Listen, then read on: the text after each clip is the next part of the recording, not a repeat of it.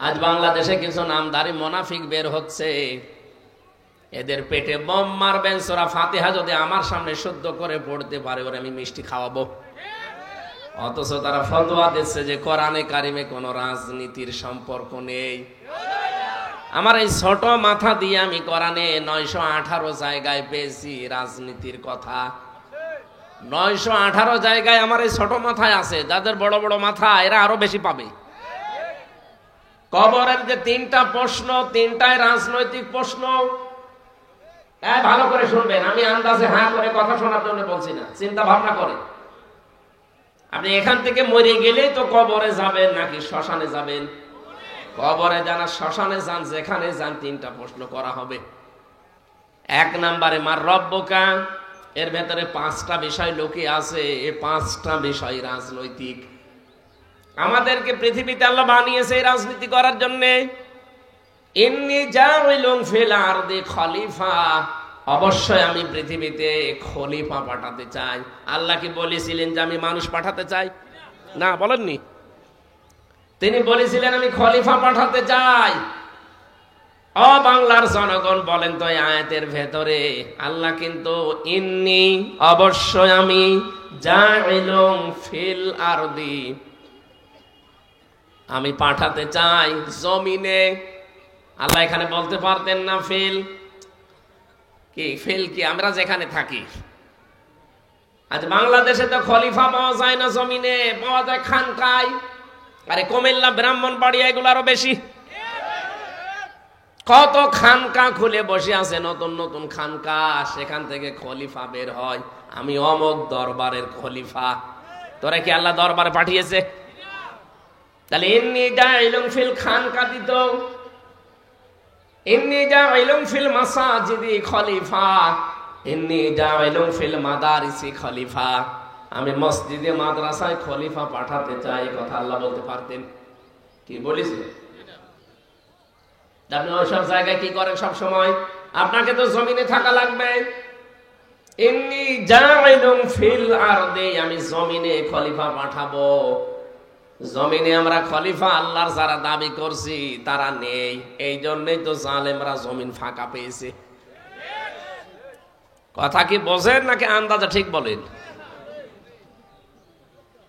সত্য সত্যই যদি আমরা জমিনে থাকতে পারতাম, জালেমরা জমিনে ফাঁকা পেত না, যা মনে চায় তাই করতে পারতো না। আপনি আজকে লুৎফুজ্জামান বাবরের বক্তব্য দেখেছেন সকালবেলা। 17 বছর লোকটা জেল খেটে বের হয়েছে, পুরাটা পরিবর্তন হয়ে গেছে। আমি ছিলাম ওনার সাথে, পাশের ছেলে, বহুদিন ওনার কাছে কাটিয়েছি। লোকটার আগে কি আজান হচ্ছে? এ আওয়াজ আসে কিসে? ও, এত কাছাকাছি মাহফিল দিয়েছে। এইভাবে কথা বলা যায়? বলেন তো। আমার কানের ভেতর মনে হচ্ছে অন্য কিছু আসতেছে, কানে তুইলো দিয়ে রাখি। একজন আজানের জবাব দিয়ে দেন, একজন দিয়ে দিন, আদায় হয়ে যাবে। এমন একটা সময় দিল আমার, সময়টা আসলে গুরুত্বপূর্ণ বিষয়। আরে বারবার কানে এত আওয়াজ আসলো। হ্যাঁ,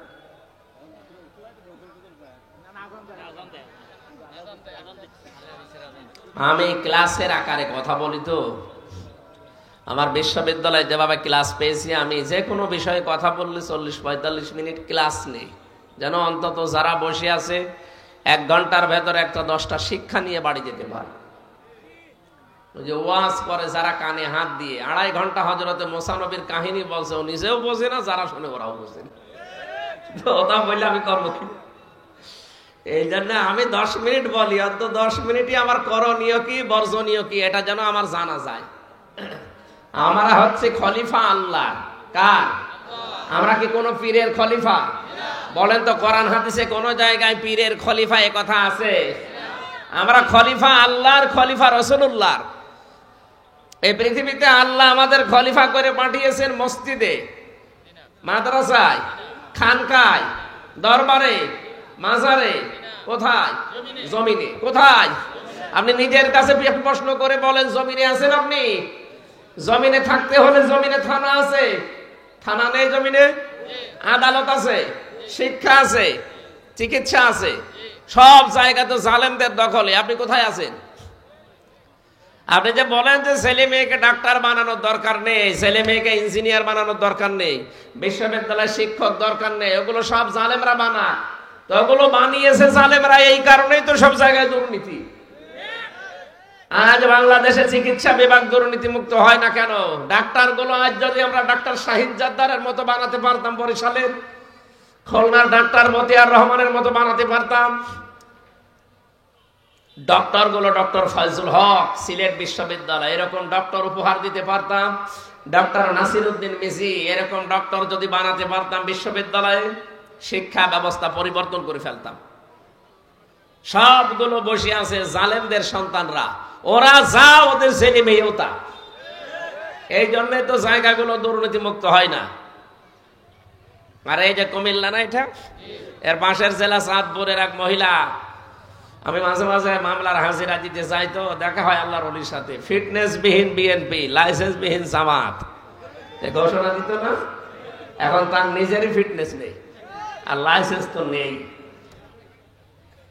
ওই জায়গাগুলো আজ যদি সত্যি আমরা এরকম মানুষগুলো পাঠাতে পারতাম, সত্যি আমরা খলিফার দায়িত্ব যদি বুঝে নিয়ে পালন করতে পারতাম, এই পৃথিবীটা মিনি জান্নাত হয়ে যেত।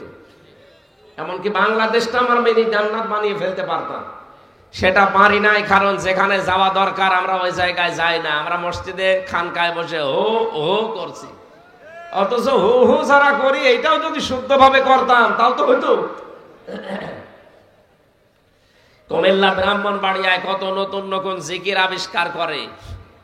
এই যে আল্লাহর ওলি আপনারা পেয়েছেন তাহেরি ভাইকে, আলী বাবা, শাহ আলী বাবা, কেল্লা বাবা, ফতে বাবা, নতুন নতুন নাম দিয়ে জিকির বানিয়ে আপনাদের করতে দেয়। আর মানুষও দেশে পাগল। কি খান আপনারা? হ্যাঁ, ভাত খান না? অন্তত মাথায় যদি মগজ কিছু নাও থাকে, তাও তো এরকম ভণ্ডামি জিকির করা ঠিক না। কোরআনের কাছে বারবার আসতে বলছিলাম এই কারণে। সূরা ফুরকান পড়বেন, সূরা ফুরকান 19 নম্বর পারা 4 নম্বর পৃষ্ঠার 13 নম্বর লাইনের 68 নম্বর আয়াতের প্রথম অংশে পাবেন। তাফসিরে ফি জিলালিল কোরআন সাজ্জাদ কুতুব রাহমাতুল্লাহ আলাইহি লিখেছেন, ওয়াল্লাযীনা লা ইয়াদউনা মা'আল্লাহি ইলাহান আখার। রব্বুল আলামিন বলেন, রহমানের বান্দা যারা, আমি আল্লাহর বান্দা যারা দাবি করবে, তাদের 13টা গুণ দুনিয়ায় তৈরি হবে। তার প্রথম নম্বরে গুণগুলো কয়েকটা আল্লাহ দেওয়ার পরে এইটা জানিয়েছেন যে আল্লাহ ছাড়া তারা অন্য কাউকে নাম ধরে ডাকবে না। আল্লাহকে ডাকে, এর পাশাপাশি যারা অন্য কাউকে তার সাথে জুড়ে দেয়, আল্লাহ বলেন তাদের শাস্তি আমি দুনিয়ায় ডবল দেব। অথচ বাংলাদেশে এইটা বেশি হচ্ছে। বিশ্বের বহু দেশ, আল্লাহ আমার এই ছোট বয়সে, আমি আকিস গ্রুপের খতিব এই হিসাবে আল্লাহ নিয়ে গেছে ওদের মাধ্যমে, আমি দেখেছি বিশ্বের বহু দেশে যে কোন দেশে এই বাংলাদেশের মতো ভণ্ডামি জিকির চলে না। এদেশে মানুষ জিকির করছে কিছুক্ষণ আল্লাহর নামে, এরপরে কেল্লা বাবা, ফতে বাবা কোথায় আছে? আপনি কোথায় পেলেন? যেখানে রাসূলুল্লাহর নামে জিকির করা জায়েজ নেই, আছে না? নবীজির নামে আপনি দরুদ শরীফ পড়তে পারবেন, বিশ্ব নবীর নামে আপনি জীবনও জিকির করতে পারবেন না, কারণ জিকির একটা ইবাদত। জিকির কি? কত মানুষ এখন রাসূলুল্লাহর নামও জিকির করছে, ইয়া রাসূলুল্লাহ, ইয়া রাসূলুল্লাহ। আমি যে জেলখানায় যে কন্টেন্ট সেলের ভেতরে থাকতাম, তার উপর তলায় একজন ছিল, ওই যে সোহেল চৌধুরী হত্যা মামলার আসামি মামুন। 25 বছর লোকটা জেলে ছিল, কিছুদিন আগে বের হয়েছে। আমরা রাত 3:30টায় 4টায় উঠতাম তাহাজ্জুদের জন্য, আর ও উঠতো জিকির করার জন্য। ওর নিয়ত ভালো, ও উঠে জিকির আরম্ভ করেছে, ইয়া রাসূলুল্লাহ, ইয়া রাসূলুল্লাহ। কি গো, এত জোরে জোরে আওয়াজ হয়? একদিন ওরে ডেকে বললাম, ভাই কি করেন? বলছে জিকির করছি। কিসের? রসুলের এশকে। রসুলের এশকে জিকির করেন? কে শিখিয়েছে আপনাকে জিকির? বলছে হলো আজ লাখ সবুজ পাকড়ি বেঁধে এসেছিল এক হুজুর, মাইজ ভান্ডারের মুরিদ, ও আমার শিখিয়ে গেছে। ওই তো শিখাবে। রাসূলুল্লাহর নামে কোন জিকিরে পৃথিবীতে আল্লাহ দেয়নি। জিকির হবে শুধুমাত্র কেবলমাত্র কার নামে? ওই দিন থেকে দেখলাম পরবর্তী যতদিন ছিল কোনোদিন আর রাসূলুল্লাহর নামে জিকির করে নাই। এরকম বহু মানুষ হয়তো জেনে হোক না জেনে হোক করছেন, এটা আজকে বাদ দিয়ে দেবেন। যদি এর পরেও কেউ ইয়ালি বাবা, কেল্লা বাবা, ফতে বাবা, দয়াল বাবা, আগলা বাবা বলে জিকির চালিয়ে যান, আপনি মনে করছেন এ আর কি হবে, কি হবে? মানে পরের আয়াতে দেখেন, ইউদাফু লাহুল আযাবু ইয়াউমাল কিয়ামাহ ওয়া ইয়াখলুদ ফীহি মুহানা। রব্বুল আলামিন বলেন, আমি ডবল শাস্তি তাদের জন্য রেডি করলাম কিয়ামতে, আর অপমানজনক নিকৃষ্ট অবস্থায় ওদেরকে নিম্ন নিকৃষ্ট এই অবস্থা তৈরি করে এদের জাহান্নামে স্থায়ীভাবে ফেলে দেব। বলেন নাউজুবিল্লাহ। এজন্য বিষয়টা ছোট মনে হলেও এইটা আর ইবাদত হিসাবে করা যাবে না। এখন থেকে জিকির হবে শুধুমাত্র কার নামে? বাবার নামে, রাসূলুল্লাহর নামে না। আমি যে শব্দটা আরম্ভ করেছিলাম, যেহেতু জমিনে আমাদেরকে আল্লাহ খেলাফতের দায়িত্ব দিয়ে পাঠিয়েছে, সুতরাং এই দায়িত্বটা পালন করা ইবাদত অনেকে আমরা মনে করি না, এটা দুনিয়ার কাজ। ভালো করে মনে রাখবেন, দুনিয়ার কাজ বলে কিছু নেই, সব আখিরাতের কাজ। আপনি যা করবেন এইটা দিয়ে আপনার আখিরাত তৈরি হবে। কি কথা বলছে? বিশ্ব নবীকে আল্লাহ ইয়াসিন বলে যে সর্বশেষ অক্ষর দিয়ে ডাক দিলেন, আর মুফাসসির এখানে তাফসীর করতে গিয়ে সাজ্জিদুল আলম না বলে সাজ্জিদুল আলামিন দিলেন। এটাই জানাতে চেয়েছেন, পৃথিবী না যে কোনো আল্লাহর সৃষ্টি জগতে কেউ যদি বসবাস করে, সেখানে আল্লাহর নবীকে তার আদর্শ মানা লাগবে, অন্যথায় তার মুক্তির কোনো গ্যারান্টি নেই। এই জন্য আমাদের উচিত হচ্ছে, আমরা বুঝে শুনে অনেকে ভুল করছি, যাদের আদর্শ এখনো ঠিক হয়নি, এই মুহূর্তে আপনি পরিবর্তন হয়ে যাবেন। সূরা হুদের ভেতরে পাবেন, এটা 12 নম্বর পারা 12 নম্বর পৃষ্ঠার প্রথম নম্বর লাইনের 98 নম্বর আয়াতে আছে। যদিও আয়াতটা ফেরাউন সম্পর্কে নাজিল হওয়া, যত মুফাসসির এই পৃথিবীতে এখন পর্যন্ত তাফসীর করেছে আয়াতের, আমি প্রায় 42টার উপরে আমার বিশ্ববিদ্যালয়ে মিলিয়েছি। সব মুফাসসির আয়াতের ব্যাপারে সামারাইজ কথা একই দিয়েছেন, যেই দলের নেতা জাহান্নামে যাবে, ওই দলের যত অনুসারী কর্মী সব জাহান্নামে যাবে। এটা যদি কেউ রাজনীতির কথা মনে করে চলে যান, আপনার কপালে আগুন লাগবে। আপনি এখন নিজে বলেন তো, এই আয়াতের ব্যাখ্যা করতে গিয়ে আমি আরেকটা আয়াত পেয়েছি তাফসীরে ইবনে কাসিরে, ওটা আছে সূরা বানি ইসরাইল 15 নম্বর পারা 8 নম্বর পৃষ্ঠার 3 নম্বর লাইনের 71 নম্বর আয়াতের প্রথম অংশে আছে। এত দলিল দিয়েও আপনার রাগ হয়, আপনি মিলান না কেন? একটা কথা যদি উলট পালট পান, জীবনে আমি কথা বলবো না। কিন্তু যা বলছি যদি এটা পেয়ে যান, আপনাকে মেনে নেওয়া লাগবে। আপনি নিজেও কোরআন হাদিস পড়েন না, আমির হামজা বলবে আপনি মানবেনও না। আপনি কি হয়েছেন কি আপনি? হ্যাঁ,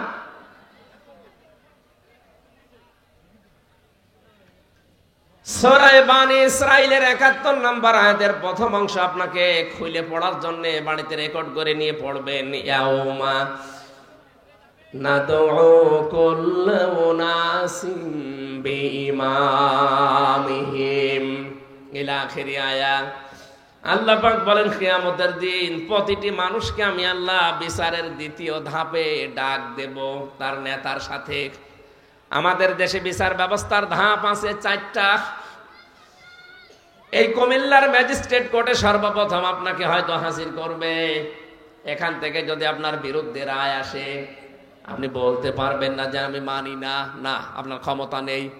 এতটুকু বলার অধিকার আছে আপনার যে আমি ন্যায় বিচার পাইনি, আমি আরো উপরে যাব। যান, আপনি কুমিল্লার জজ কোর্টে যান। একেবারে যদি বলেন রায় আমি মানি না, তাহলে রাষ্ট্রদ্রোহী মামলা হবে।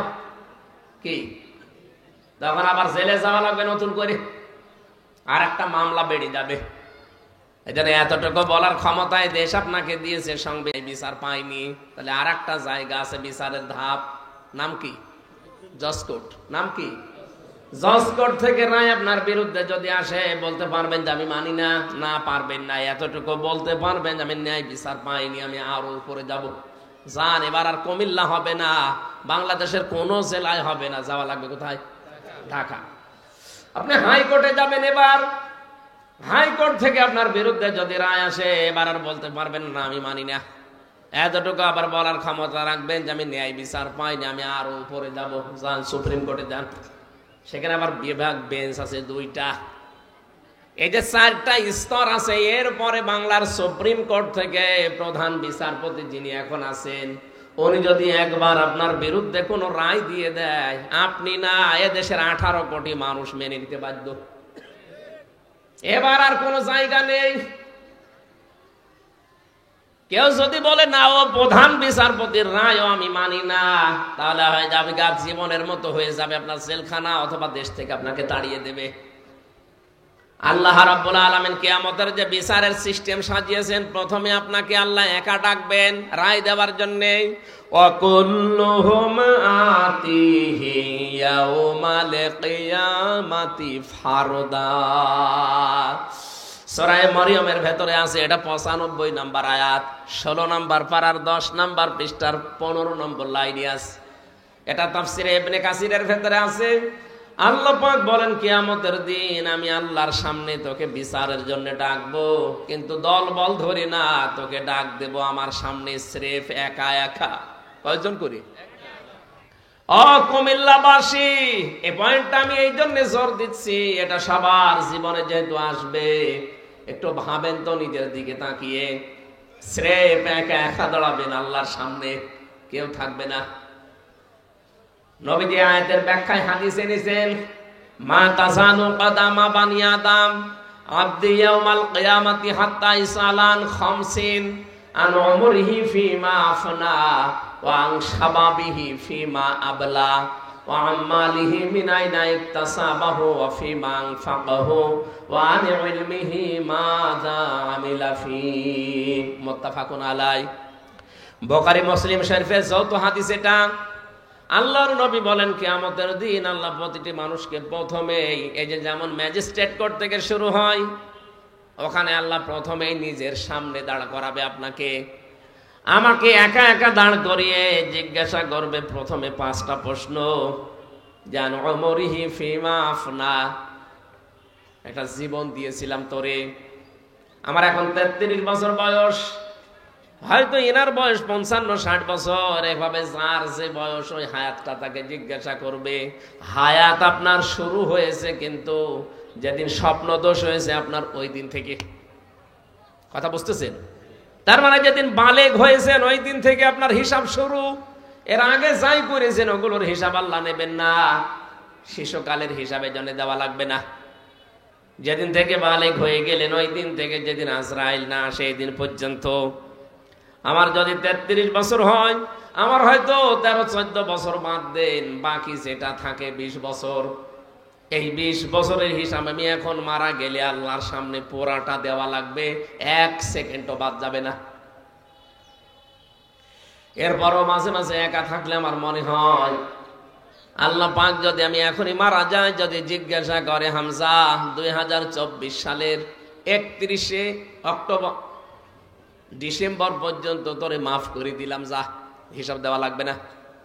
শুধু জানুয়ারির 1 থেকে 24, এই 24 দিনের হিসাব দিয়ে জান্নাতে চলে যা। আমার যা জীবন, আমার তো মনে হয় এই 24 দিনের হিসাব দেওয়াও সম্ভব না। আপনারা পারবেন? এটা অত সহজ জিনিস, দুদুকে ধরলেই মানুষ পাগল হয়ে যায়। তাও তো কত ফাঁক ফকড় আছে, কত কিছু দিয়ে উল্টা পাল্টা করে বেঁচে যাওয়া যায়। আল্লাহ পাক বলেন আমি আল্লাহ আর ধরাই কোনো ফাঁক ফকড়, পোড়াটা জবাব দেবেন একেবারে পঙ্খানো পঙ্খানো। এখান থেকেও যদি কোনো মানুষের জীবনের পরিবর্তন না আসে, আপনি বিশ্বাস করে নিতে পারেন ওর জীবনের হেদায়েত নেই। আপনার জীবনটা এখনই পাল্টাবেন আপনি। রব্বুল আলামিন জানিয়েছেন এই পৃথিবীর ময়দানে কোন মানুষ যদি নিজেকে পরিবর্তন করার জন্য কিচ্ছু লাগবে না, শুধু ওর নিজের চিন্তা ভাবনার পরিবর্তন আনে, আমি আল্লাহ হেদায়েত দেওয়ার জন্য যে বিশাল গ্রন্থ পাঠিয়েছি এর কাছেও যদি আত্মসমর্পণ করে, ও দুনিয়ার জীবন সম্পর্কে জেনে ফেলবে। পৃথিবীর এই জমিনটা কিন্তু কারো জন্য না, আপনি যতই আঁকড়িয়ে ধরতে যান তত আপনাকে ছেড়ে দেবে। নবীজি আমি যে আয়াত পড়েছিলাম সূরা সূরার 20 নম্বর আয়াত, এখানে একটা উদাহরণ দিয়েছেন, মান কানা ইউরিদু হারসাল আখিরাতি নাজিদ লাহু ফি হারসি ওয়া মান কানা ইউরিদু হারসাদ দুনিয়া নুতিহি মিনহা ওয়া মা লাহু ফিল আখিরাতি মিন নাসিব। রাব্বুল আলামিন বলেন, কেউ যদি আখিরাতের ফসল কামনা করে, আমি আল্লাহ তারে ওইটা বৃদ্ধি করতেই থাকি। এই ভালো করে খেয়াল করেন, আপনি যদি আখিরাতের কামনা করেন, দিন যত যাবে আমার আল্লাহ এটা বৃদ্ধি করতেই থাকবে। তাহলে দুনিয়ার প্রথম যেই লোকটা এই পৃথিবীতে এসেছিল, উনি যদি আখিরাতের কামনাকারী হয়, দিন যত যাবে তার সওয়াব, তার নেকি, তার মর্যাদা বাড়তেই থাকবে। অমাঙ্কার হারসাদ দুনিয়া, কেউ যদি দুনিয়া চায় শুধু নতিহি মিনহা, তাকে শুধু অতটুকুই দেওয়া হবে। ওমা লাহু ফিল আখিরাতি মিন নাসিব, আখিরাতে তার জন্য কোনো অংশ আমি আল্লাহর বাকি রাখি না। এখানে আমি দুইটা উদাহরণ পেয়েছি তাফসিরে ইবনে কাসিরে। হযরত আদম আলাইহিস সালামের দুই সন্তানের উদাহরণ দেওয়া আছে, হাবিল আর কাবিলের। তারা একজন ছিল নির্যাতিত আর একজন ছিল জালেম। হাবিল যেই জুলুমটা করেছিল, কাবিল যেই জুলুমটা করেছিল হাবিলের উপরে, রব্বুল আলামিন ওটা তেলাওয়াত করে আমাদেরকে আবার সূরা মায়েদার 27 নম্বর আয়াতে শুনিয়েছেন, অতলু আলাইহিম নাবা বানাই আদামা বিল হক ইয করবা কুরবানান ফাতুকবিলা মিন আহাদিহিমা ওয়া লাম ইউতাকাব্বাল মিনাল আখার قال لأقتلنك قال إنما يتقبل الله من المتقين সুবহানাল্লাহ। আমার ঘটনা বলা উদ্দেশ্য না, এখান থেকে শিক্ষা একটা বের করার উদ্দেশ্য। হযরতে আদমের যেই দুইজন সন্তানের কাহিনী আল্লাহ আমাদেরকে যথাযথভাবে শোনাতে জানিয়েছেন। আহ্বান নবীকে, হে নবী আপনি শোনান কি আছে এর ভেতরে। এই যে এক ভাই আর এক ভাইকে যে প্রথম হত্যা করেছিল, এই দুনিয়ায় প্রথম হত্যাকাণ্ড সংগঠিত হয় হাবিলের মাধ্যমে কাবিলের মাধ্যমে হাবিলকে। এই জন্য কিয়ামতের দিন আল্লাহ যেদিন বিচার ব্যবস্থা আরম্ভ করবেন, সর্বপ্রথম বিচার শুরু হবে হত্যার। কিসের? ওই দিন থেকে আজকের এই দিন পর্যন্ত, এখান থেকে কিয়ামত পর্যন্ত যত হত্যা দুনিয়ায় সংগঠিত হবে, তার একটা পার্সেন্টেজ ওই কাবিলের আমলনামায় যেতেই থাকবে। যেহেতু আর একটা সন্তান যাকে হত্যা করা হয়েছিল তার নাম হাবিল, এর কিছু করার ছিল না। সে বলেছিল আমার হাত আল্লাহ দিয়েছে, আপনার মতো আমারও দুইটা চোখ আছে, আমি ওই ইচ্ছা করলে উল্টা অ্যাকশন আপনার উপরে নিতে পারি। কিন্তু না, এর পরবর্তীতে আল্লাহ ব্যাখ্যা দিয়ে জানিয়েছেন যে আমি যদি দুই হাত প্রসারিত করি আপনাকে কিছু করার জন্য আমি কিন্তু পারি, কিন্তু না, আমি করব না। আমি ছেড়ে দিলাম আপনাকে। দুনিয়ায় আপনি যে অপরাধ করছেন এইটার জন্য যা হচ্ছে আপনি পাবেন, আমাকে অন্যায় ভাবে দুনিয়ায় মেরে ফেলার জন্য যা হচ্ছে এইটাও আপনি পাবেন। এই জন্য কিয়ামত পর্যন্ত যত হত্যা হবে অন্যায় ভাবে, প্রতিটি হত্যার একটা একটা করে গোনা আদমের সন্তান এই কাবিলের আমলনামায় যেতেই থাকবে। পক্ষান্তরে যারা আমরা মাজলুম আছি, হাবিলের মতো যারা মাজলুম আছি এই পৃথিবীতে, হয়তো আমাদের শক্তি সামর্থ্য অত বেশি না থাকলেও কিছু না কিছু আছে। এটার পরেও যারা ধৈর্য ধারণ করে থাকতে পারবে, কিয়ামত পর্যন্ত এই পৃথিবীতে যে মানুষগুলো ধৈর্য ধারণ করে থাকবে, ধৈর্যের যে ফল আছে একটা, আমি হয়তো এখনো মারা যাব, কিন্তু কোটি কোটি বছর পরে যদি কিয়ামত হয়, ধৈর্যের যে ফল আমার আল্লাহ কিয়ামতের ময়দানে পুরাটা আমাকে দান করবেন। বলেন সুবহানাল্লাহ। আল্লাহুম্মা সাল্লি আলা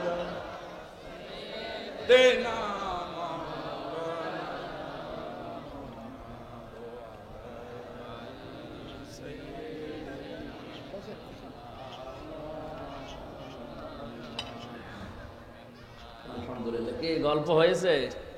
এই ছেলে, কিসের গল্প করো? এখানে বসা লাগবে, যেখানে যে থাকে থাক, বসে। এই তাড়াতাড়ি শেষ করে বসেন, বসেন তাড়াতাড়ি বসেন। ঠিক আছে, আর লাগবে না, বসেন, বসিয়ে দেন তো।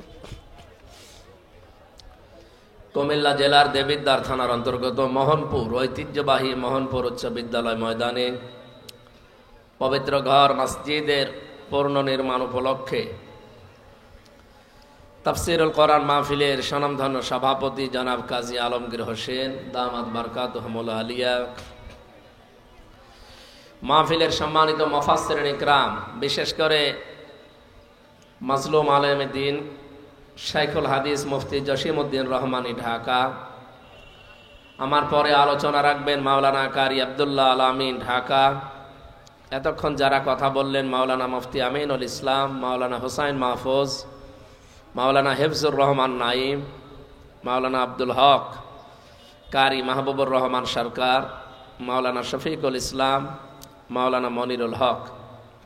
বিশেষ আকর্ষণ হিসাবে আপনাদের কাছে মনে হয় মাগরিবের পরে সুরের জগতে মাতিয়ে রাখবেন শিল্পী রকনুজ্জামান, আমাদের খুলনা বিভাগের কৃতি সন্তান। এতক্ষণ যিনি আপনাদেরকে ইসলামী সঙ্গীত দিয়ে মাতিয়ে রেখেছিলেন আমাদের খুলনা বিভাগের কৃতি সন্তান শিল্পী কবির বিন সামাদ। এরপরে মনে হয় এখানে কথা বলবেন আরও শিল্পী জাফর খান, শিল্পী ইলিয়াস আহমেদ, কারি সুফিয়ান মাক্কি, অন্যান্য ওলামা ইকরাম। সৌজন্যে যিনি আছেন মোহাম্মদ বিন আবদুল্লাহ। মঞ্চে বসা ওলামা ইকরাম, সামনে বসা মুসলমান ভাইরা, পর্দার আড়ালের সম্মানিতা মা এবং বোনেরা, প্রশাসনের ভাইরা, প্রাণপ্রিয় কুমিল্লাবাসী, আল্লাহর দরবারে শুকরিয়া জানাচ্ছি যিনি আমাদেরকে কোরআনের জন্য সময় ব্যয় করার সুযোগ দিয়েছেন। এটা একটা নিয়ামত। আহলুল কোরআনি হুম আহলুল্লাহি ওয়া খাসসাতু। কোরআনওয়ালা যারা, এরাই আল্লাহর পরিবারভুক্ত এবং এরা খাস লোক। সুতরাং এই পৃথিবীতে এখন 850 কোটির উপরে মানুষ আমরা আছি, মাত্র 210 কোটি মুসলিম। এর ভেতরে সবচাইতে বেশি আল্লাহর কাছে প্রিয় এবং খাস হচ্ছে যাদের কাছে কোরআন আছে। বাংলাদেশে 96% মুসলমান। জরিপ চালালে দেখবেন এই দেশে মাত্র 100 জনের 5 জন মানুষ কোরআন শরীফ পড়তে পারে। রিপোর্ট খুব ভালো রিপোর্ট নাকি? না, এটা তো পড়ার বিষয়। বুঝতে হলে দেখবেন একজনের মাত্র 100 জনের, এই 5 জনের ভেতরে মাত্র একজন পড়ে শুদ্ধ করে আর বোঝে শুদ্ধ করে। এই হিসাব নিকাশ করলে দেখা যাচ্ছে যে এই দেশে 96% মুসলমান দাবি করে যদি অবস্থা এই হয়, যে সমস্ত দেশে মুসলিম মাত্র 2 ভাগ, 3 ভাগ, 4 ভাগ, 5 ভাগ, আপনি হিসাব করে দেখেন তাদের অবস্থা কোথায়। এই জন্য এর সাথে আমাদের সম্পর্ক আরো বাড়ানোর জন্য আহ্বান জানাচ্ছি। এটা দরকার। পৃথিবীতে উপরে উঠতে হলে কোরআন বাদ দিয়ে উঠতে পারবেন না। তাহা মা আনজালনা আলাইকাল কোরআন লিতাশকা। হে নবী, আপনাকে আমি কোরআন এই জন্য দেইনি যে আপনি নিচে পড়ে থাকবেন, তাশকার জন্য দেইনি যে আপনি লাঞ্ছিত অপমানিত হবেন, না খেয়ে থাকবেন, না। এটাকে দিয়েছি আপনাকে উপরে ওঠার জন্য। সুতরাং এইটা যদি আমাদের কাছে থাকে আর যেভাবে থাকা দরকার ওইভাবে থাকে, আল্লাহর কথা 100 ভাগ সত্য হবে এবং আমরা উপরে উঠতে পারবো ইনশাআল্লাহ। সত্য কথা বলছি, আমরা আজ উপরে উঠতে পারছি না, তার মূল কারণই এইটা। তারাকতু ফীকুম আমরাইনি লান তাদিল্লু মা তামাসসাকতুম বিহিমা কিতাবাল্লাহ ওয়া সুন্নাতু রাসূলিহি ইলা আখিরিল হাদিস। বিদায় হজের ভাষণের দিন নবীজির শেষ কথা এটা ছিল যে আমি তোমাদের কাছে 2টা জিনিস রেখে গেলাম, একটা আল্লাহর কোরআন আর একটা আমার সুন্নাহ। যদি আঁকড়িয়ে ধরতে পারো লান তাদিল্লু, কখনো পথভ্রষ্ট হবে না। হাদিসের ভাষায় আমরা একটা কথা পেয়েছি, মাড়ির দাঁতের কথা আছে। যদি কোন সম্প্রদায়, কোন জাতি আল্লাহর কোরআনকে মাড়ির দাঁতের কথা বললেন কেন? এই সামনের দাঁত, এর পাশের দাঁত, মাড়ির দাঁত। মাড়ির দাঁত দিয়ে কোনো মানুষ কিছু ধরলে সেটা শক্ত করে ধরে, আল্লাহর নবী এখানে মাড়ির দাঁতের কথা জানিয়ে এইটা জানাতে চেয়েছেন আমাদেরকে যে এমন ভাবে ধরা লাগবে জীবন যাবে যেন কোরআন ছেড়ে না যায়। এবার যদি ধরতে পারতাম, বিশ্বনবীর বাণী ছিল লাং তাদিল্লু, তাদিল্লু এটা মজারে, বর্তমান ভবিষ্যৎ, প্রেজেন্ট ফিউচার, এর আগে লান এসেছে। মজারের আগে লান আসলে বাংলা অর্থ দাঁড়ায় কখনোই হবে না। বিশ্বনবী গ্যারান্টি দিচ্ছেন যার জীবনে একটা মিথ্যা কথা পাওয়া যায়নি, জীবনে যা বলেছেন প্রতিটি কথা সত্য হয়েছে এবং কিয়ামত পর্যন্ত সত্য হবে ইনশাআল্লাহ। কি আমার কথা বিশ্বাস হচ্ছে না? উনি যা যা বলেছেন সব সত্য হয়েছে এবং যা বলেছেন কিয়ামত পর্যন্ত সত্য হবে।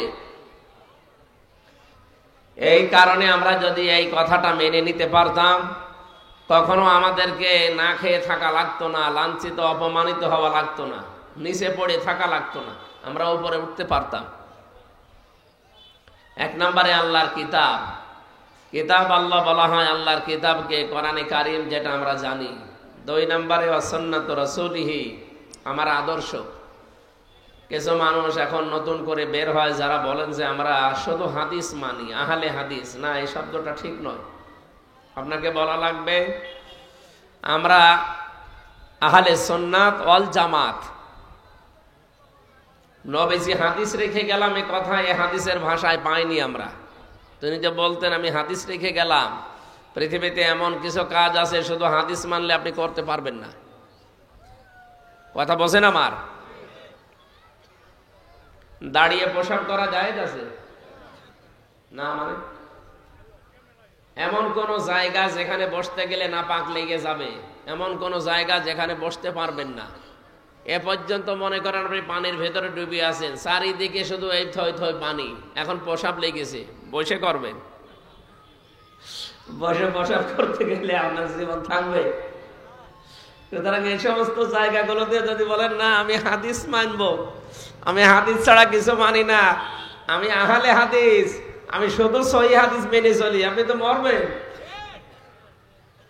আমি আপনাকে ছোট করার জন্য না, বাস্তবতা এইটা। কারা এগুলো করেছেন আমি জানি না, আমাদের বাস্তবতা যেটা বলে নবীজি যা বলেছেন এর বাইরে গেলে আপনি বাঁচতেও পারবেন না।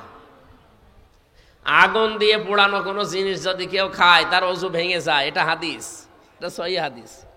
এটা যদি কেউ এখন মানতে যায়, এই যে আমি এখন চা খালাম, আমি আগুন দিয়ে না, নাকি আগুন ছাড়া চা হবে? আগুন দিয়ে পোড়ানো জিনিস আমি খেলাম, আমার অজু আছে? এরকম প্রায় 85টার উপরে আমার জানা আছে। শুধু হাদিস মানলে আপনি পারবেন না। এই জন্য নবীজি বলেছেন কিতাব আল্লাহ ওয়াল সুন্নাতু রাসূলিহি, আমার আদর্শ রাখলাম, আপনি হাদিস রেখে গেলাম উনি বলেননি।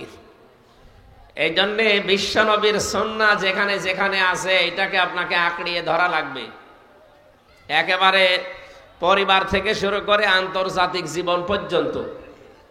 তাহলে আমরা পথভ্রষ্ট হব না, না খেয়ে থাকবো না, জীবনে উপরে উঠতে পারবো। যারা যারা এগুলো মেনে নিয়েছে তাদেরকে আল্লাহ উপরে তোলে, যারা মেনে নিতে পারে না আল্লাহ তাদেরকে আরো নামিয়ে দেয়। এই জন্য এই যে রেকর্ড হচ্ছে, এই কয়েকজন মানুষ আমার সামনে বসে আছে তা না, আমি এগুলো বলছি এই কারণে, কারণ এটা তামাম দুনিয়া ছড়াচ্ছে। যারাই শুনতে পাচ্ছেন আপনারা ভ্রান্ত ধারণায় আর থাকবেন না। বিশ্বনবী মুহাম্মদ রাসূলুল্লাহকে এই পৃথিবীতে একমাত্র মডেল করে, আদর্শ করে আল্লাহ পাঠিয়েছেন।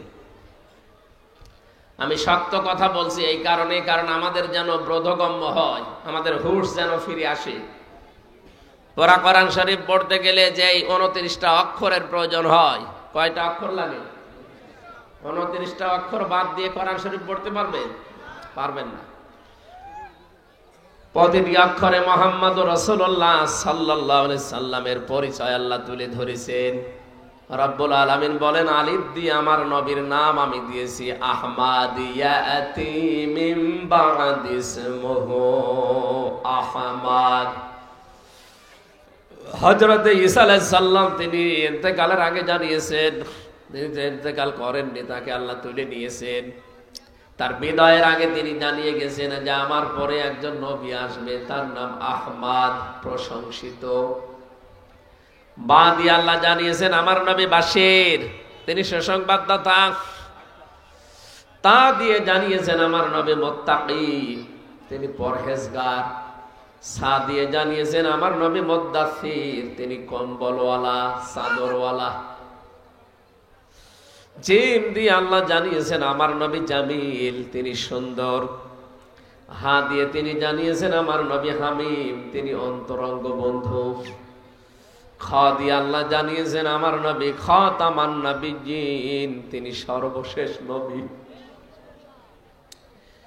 আপনি এভাবে পড়তে পড়তে সর্বশেষ অক্ষরে যান, দেখবেন সেই ইয়া দিয়ে আল্লাহ আমার নবীকে ডাক দিয়েছেন ইয়াসিন। ইয়া মানে হরফে নেদা, হে। সিন মানে সাজ্জেদ, সিন মানে নেতা। আল্লাহ বলেন হে নেতা। তাফসিরে কাবির থেকে বলছে, যারা কোরআন বোঝেন তাদেরকে জিজ্ঞাসা করেন। পরবর্তীতে ফখরুদ্দিন রাজি রহমতুল্লাহ আলাইহি তিনি লিখেছেন, সিন মানে সাজ্জেদুল আলামিন, সিন মানে সাজ্জেদুল বাশার, সিন মানে সাজ্জেদুল কাউনাইন, সিন মানে সাজ্জেদুল আম্বিয়া, সিন মানে সাজ্জেদুল মুরসালিন। বলেন আল্লাহু আকবার। প্রতিটি শব্দের ভেতরে লক্ষ লক্ষ কথা লুকিয়ে আছে। আওয়াজ এরকম হলে তো পড়া ভেঙে যাবে, কানে আওয়াজ লাগবে। কি করেন আপনি? কানে আওয়াজ বাড়িয়ে দেন, আমার কান ফেটে যায়। যাক, দেন কানে আওয়াজ দেন।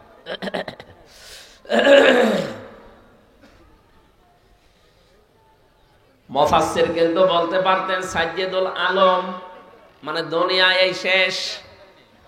257টা রাষ্ট্র দিয়ে এই পৃথিবী গড়া। এখান থেকে দরকার একটু সরে বসেন, আমার কানে আওয়াজ লাগুক, নাই তো গলা ভেঙে যাবে ভাই। দেন আওয়াজ বাড়িয়ে দিন, এটাও তো একটু ফাঁকা করে দিন। কানে আওয়াজ লাগলে আমার কথা এত জোরে বলা লাগবে না। 3টা বছর ফাঁসির কন্ডেম সেলের ভেতরে পড়েছিলাম, জীবনটা শেষ করে দিয়েছে জালেমরা। আমি যে কথা বলতে পারছি এটাই তো আমার বড় শুকরিয়া। জীবনেও তো কোনোদিন আর ভাবি না যে বাইরের এই আলো বাতাসে আসবো। ওরা যেভাবে রেখেছিল, আর কিছুদিন থাকলে ছাতা মরে যেত।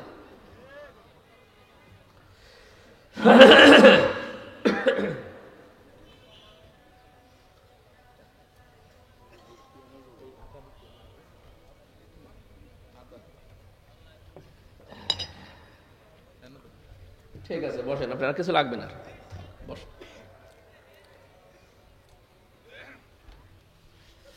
তাফসীরুল কোরআন মাহফিলে এসেছেন, ওনারা লিখেও দিয়েছেন তাফসীরুল কোরআন মাহফিল। একটা শব্দ থেকে যে তথ্যগুলো বের করা যায়, যত চিন্তা ভাবনা করবেন তত নতুন তথ্য পাবেন। আমরা তো এর নিয়ে চিন্তা ভাবনা নেই। এ দেশে লালনের গবেষণাগার আছে, লালন ইনস্টিটিউট নেই? কুষ্টিয়াতে লালন গবেষণাগার বানিয়েছে। কয় মন গাঁজা খেয়েছে সেই সব। কোরআনে কারিমের কোন শব্দ নিয়ে চিন্তা ভাবনা করা যায় এমন কোন প্রতিষ্ঠানে দেশে আছে? অথচ সব আল্লাহ এর ভেতরে দিয়েছেন। এই যে ইয়াসিন, আমি 5টা অর্থ বের করলাম। এখানে অনেক আলেম বসে আছে, জিজ্ঞাসা করেন তো এর আগে জীবনে নামও শুনিনি। 257টা রাষ্ট্র দিয়ে আমাদের এই পৃথিবী গঠিত। এখন জাতিসংঘের আন্ডারে 191টা আছে, বাকিগুলো এখনো সদস্য হতে পারেনি। সব রাষ্ট্র মিলে 257টা। কয়টা? এই 257টার পরে আর পৃথিবী নেই, শেষ। আল্লাহ আলম বলতে পারতেন সাজ্জেদুল আলম, শুধু এই পৃথিবীর জন্য আপনাকে আমি নেতা করে পাঠালাম না, আলামিন, বহু বছর। তার মানে এরকম জগৎ যত আল্লাহ বানিয়েছেন, আপনি যদি বলেন আমি পৃথিবীর এই 257টা দেশে থাকি না, আমি চাঁদের দেশে থাকি, সেখানেও আপনাকে বিশ্ব নবীকে নেতা মানা লাগবে। কেউ যদি বলে না আমি মঙ্গল গ্রহে বসবাস করি, ওখানে জমি কিনেছি, ওখানেও নবীকে মানা লাগবে। কেন? এত গুরুত্বপূর্ণ বিষয় বারবার বলছি।